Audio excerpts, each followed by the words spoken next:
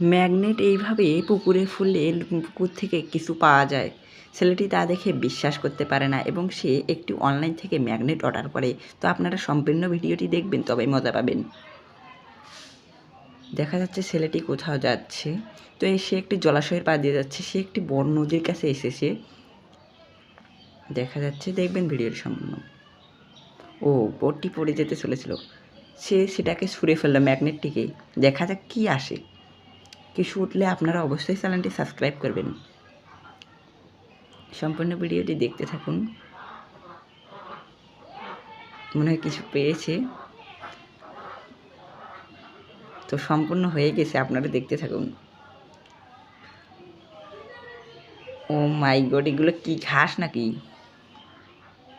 No কিছু পেয়েছে, please subscribe. Oh my god, পেয়েছে কিছু।